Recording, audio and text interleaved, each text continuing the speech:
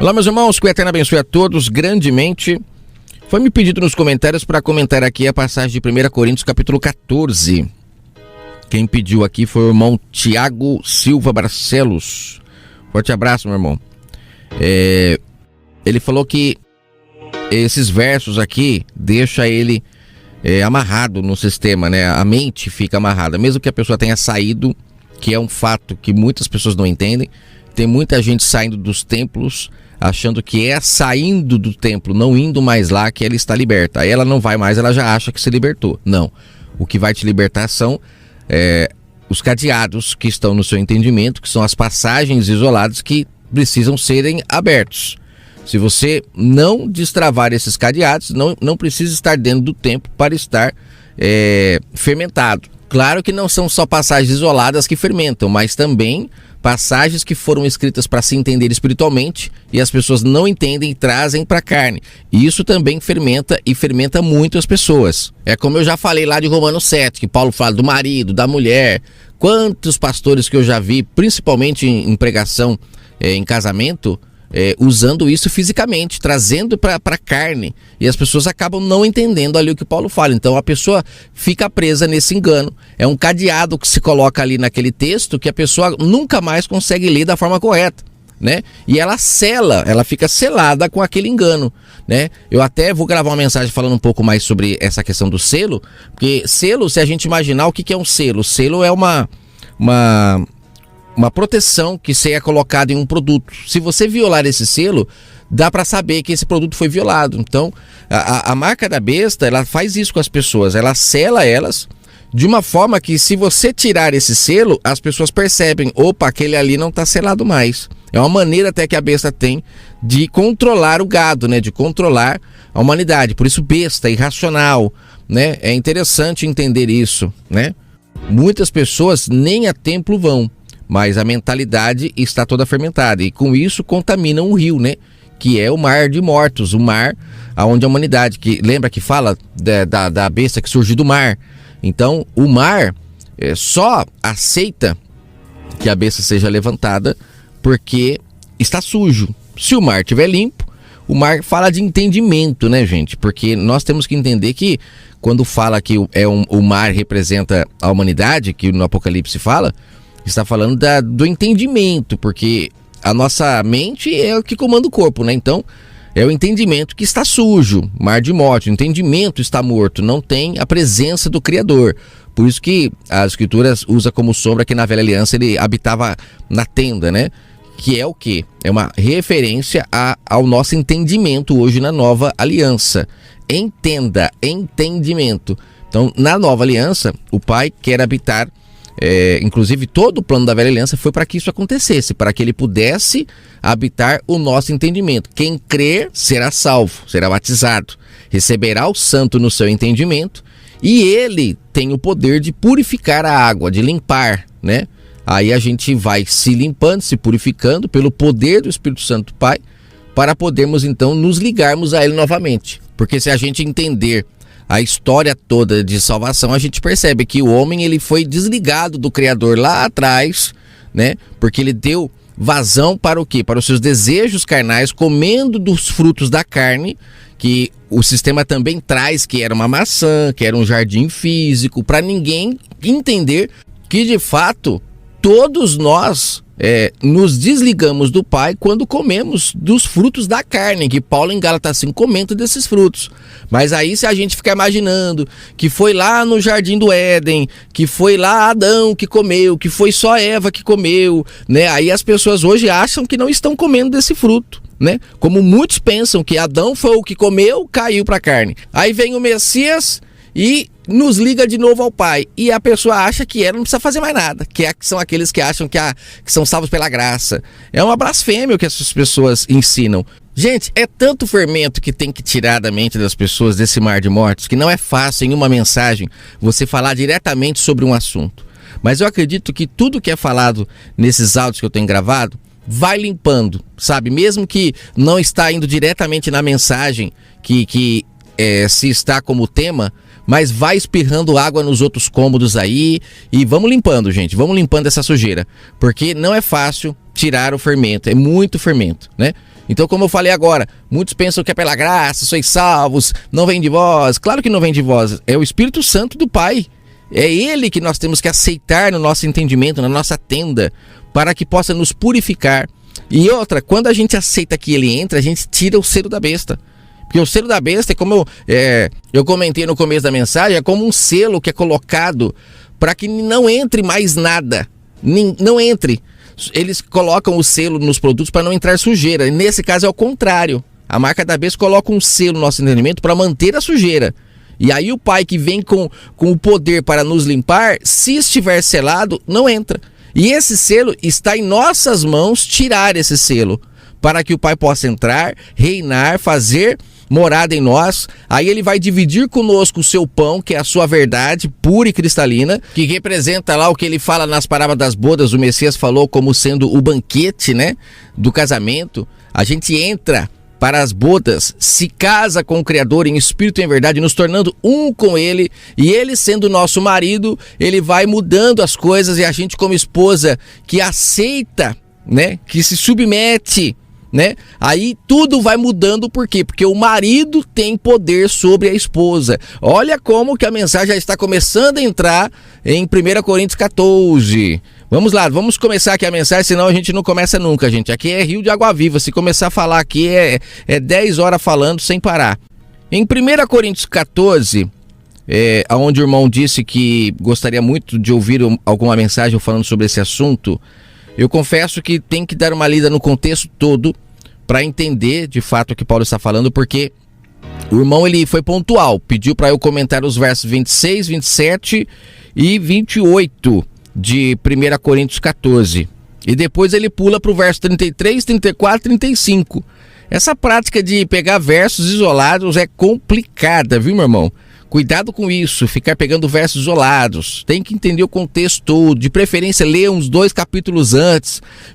Depois lê uns 2 depois, para entender o que o autor está tentando passar. Temos que entender que quem escreveu, que é uma outra blasfêmia também que eu quero aqui derrubar esse fermento, quem escreveu o livro Bíblia não foi Paulo, não foi Mateus, não foi Lucas, não foi João, não foi Joel, o profeta, não foi Malaquias, não foi Ezequiel, não foi nada disso, não foi Moisés, não foi, gente, não foi. Pega esse fermento e acaba com esse fermento aí, tira esse fermento que está levedando o entendimento e está fazendo você não compreender as escrituras.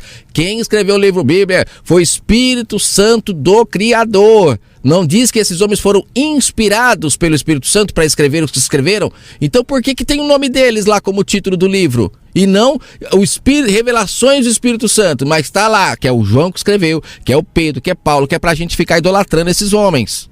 Vamos lá, o irmão pediu para comentar a partir do verso 26, mas eu quero dar uma lida só aqui nos primeiros versos do capítulo, apesar de que capítulo também no livro Bíblia é algo que ajuda a fermentar muito, né, o contexto todo, porque geralmente quando muda o capítulo a gente pensa que mudou o assunto, né? Dá uma impressão que mudou o assunto, né?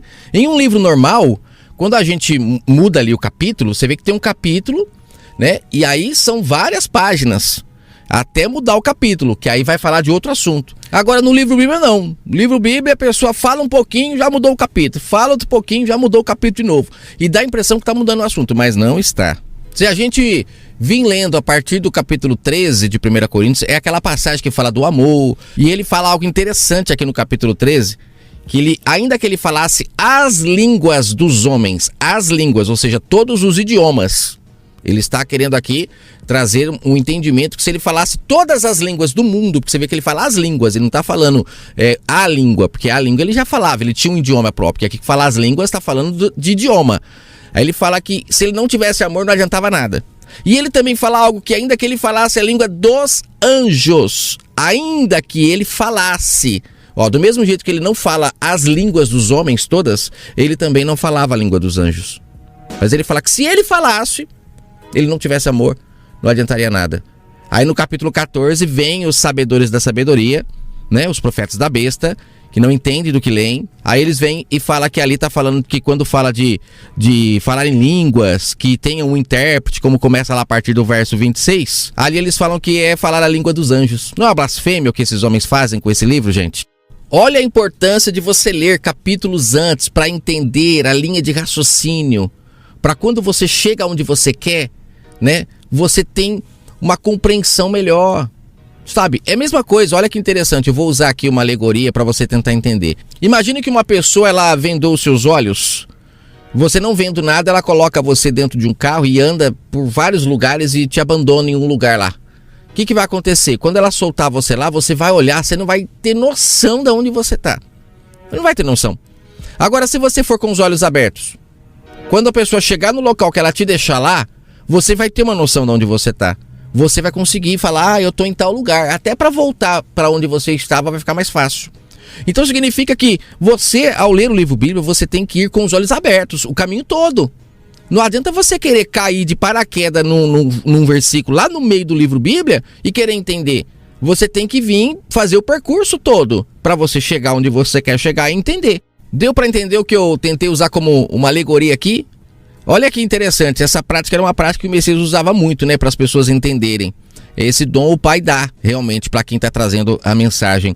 Então, a gente lendo aqui no comecinho do capítulo 13 de Coríntios, a gente já vê que ele não falava a língua dos anjos, né? Então, no capítulo 14, impossível ali a partir do verso 26, ele está falando sobre a língua dos anjos.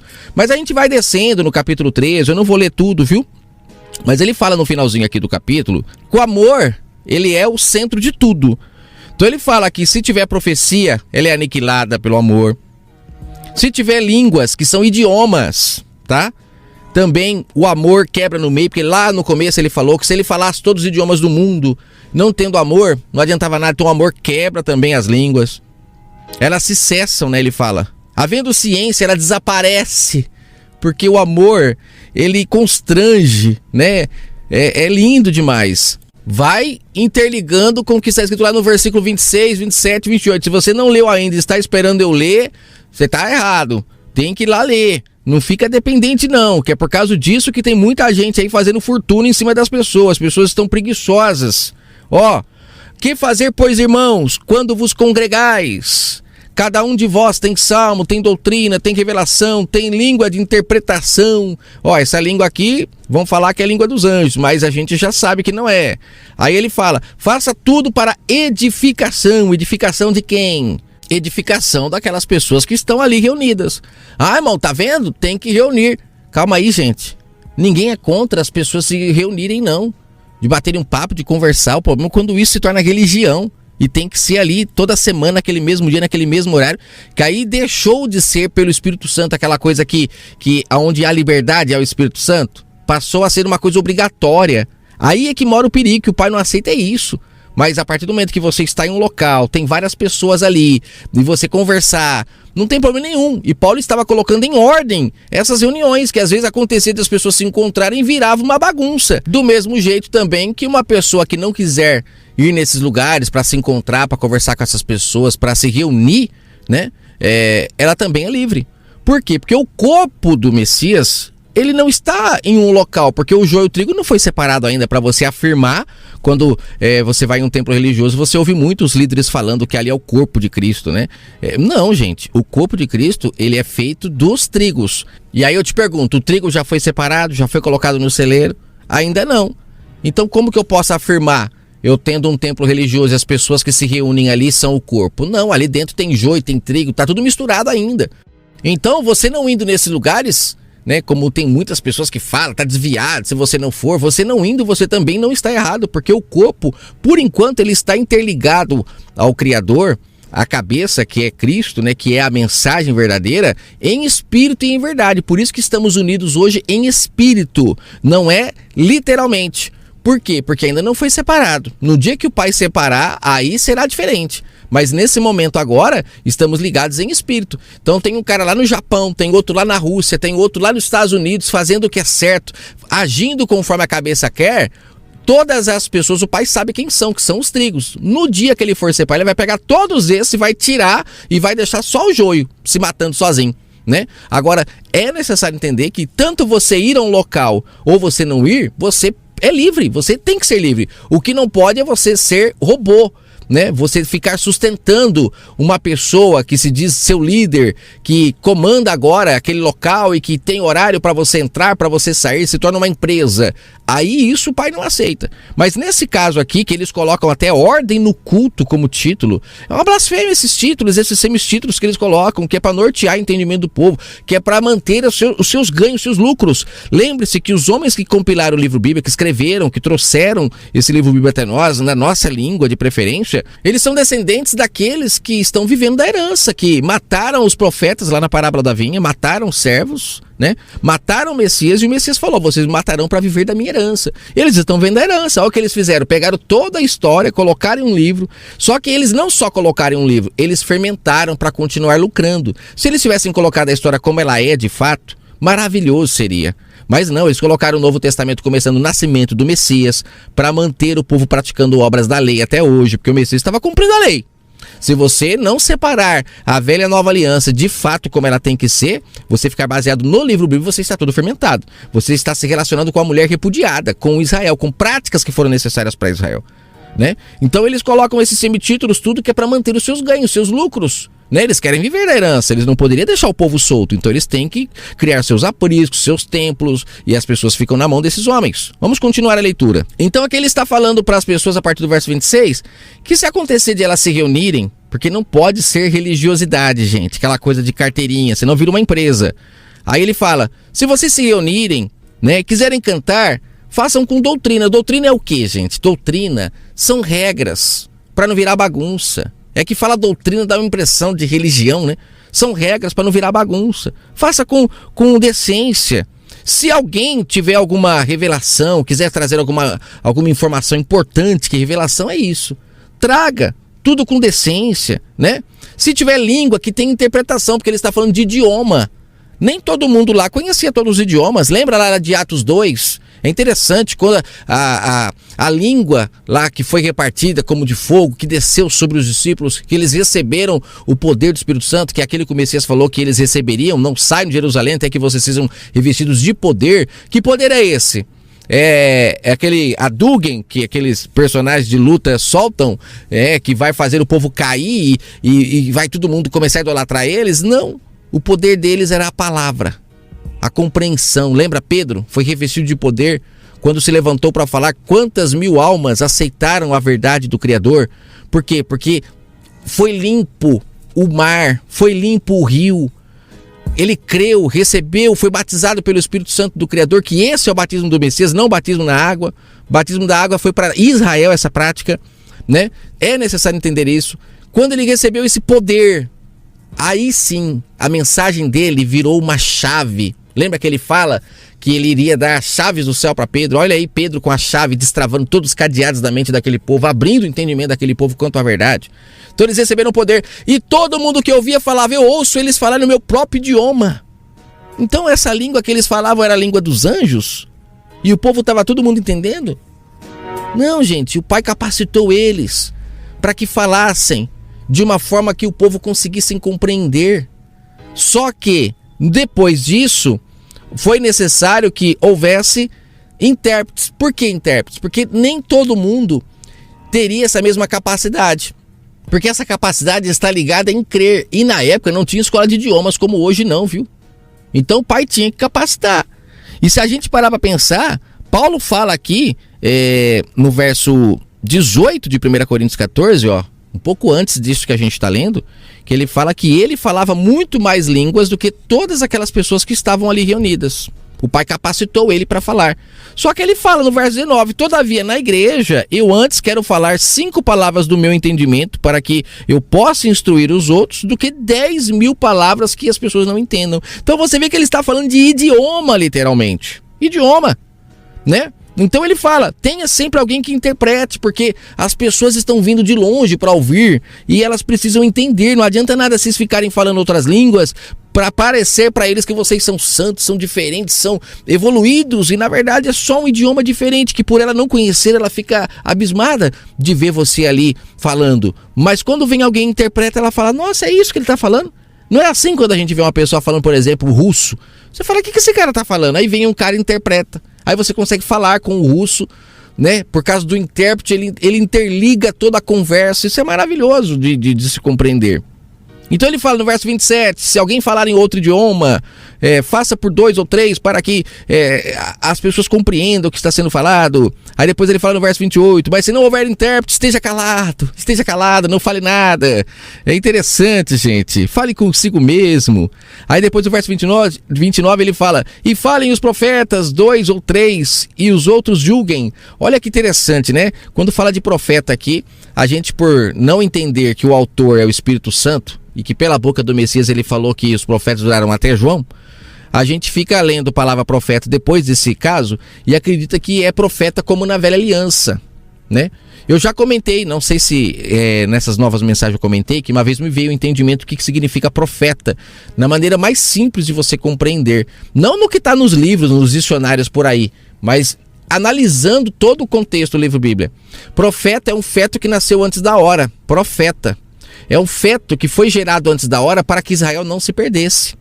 Porque Israel, o pai separou a sua noiva para se casar com ela, mas entraram dentro de Israel muitos garanhões, né? Vamos dizer assim, que são os amantes, né? Lembra da mulher samaritana? 5 amantes. Eles colocam maridos lá para a gente não entender, porque o marido é o criador. Ela era 5 amantes. E o que tinha ainda não era dela, se não é dela, não é marido. Então esses amantes ficavam seduzindo Israel para fazer Israel pecar. É interessante compreender isso, porque isso muda muita coisa. Tá vendo por que não adianta você sair do templo se o fermento não sair? Tem muita gente que parou de ir nesses lugares já tem anos, mas continua com a mente fermentada. Sempre achou que era marido ali na mulher samaritana, que eram homens.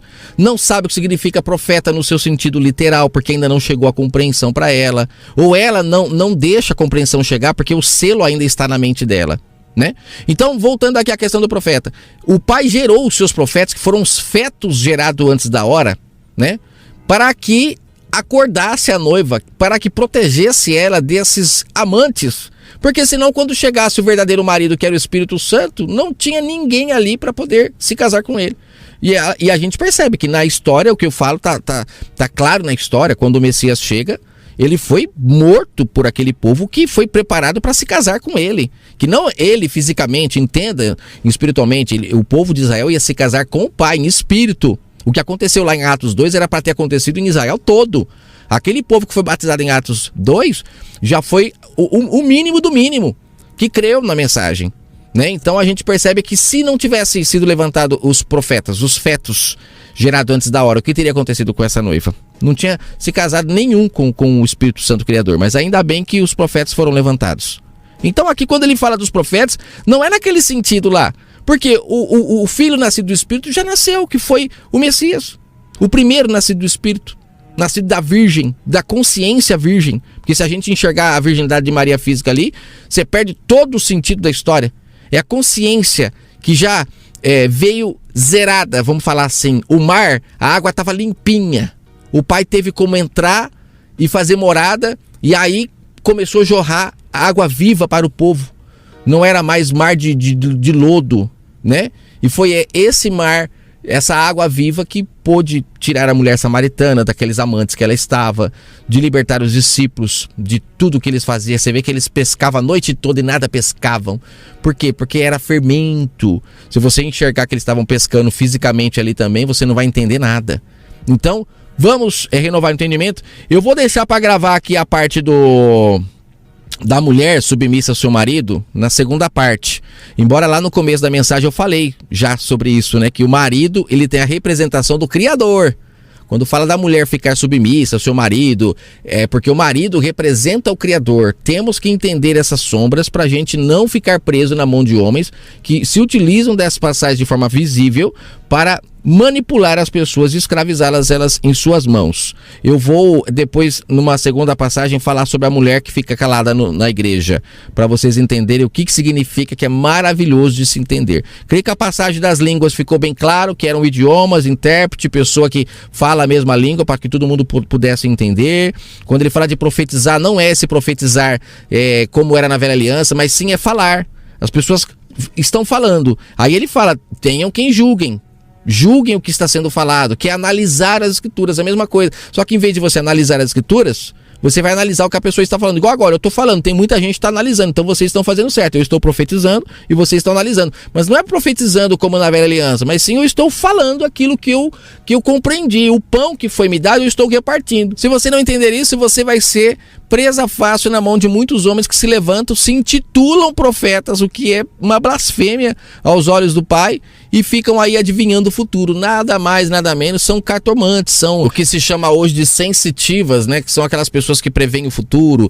E aí fica um criticando o outro porque prevê, e na verdade é tudo farinha do mesmo saco, porque o Pai não pediu para ninguém fazer isso. Então, para finalizar aqui, no verso 26, que é o primeiro verso que nós analisamos aí, é claro que tem que entender dentro do contexto, mas a gente vê ali que Paulo fala: quando vos ajuntais, quando? Ou seja, esporadicamente. Não é uma regra, não é uma religião que você tem que fazer parte, que você tem que ficar toda semana indo com horário marcado, aquela coisa toda, porque aí vira uma empresa, você está ajudando a sustentar uma empresa. Mas quando acontecer de você encontrar algumas pessoas que você quer falar sobre a palavra do Pai, né? Então siga essas regras, essas doutrinas. Isso vai deixar tudo muito mais harmonioso. Não tem que um querer falar por cima do outro, um querer ser melhor do que o outro, nada disso. Se tiver alguém que quer falar, respeite o outro que quer falar também, sabe? Se alguém falar em outro idioma, que era algo normal na época, hoje é mais difícil, que os países estão todos bem separados, né? Mas se tiver, tem alguém que interprete para que todos possam compreender. Algo muito natural, gente, não é religiosidade. Tire isso, tire esse engano da sua mente. Tire o selo para que a gente possa tirar esse engano. Forte abraço a todos.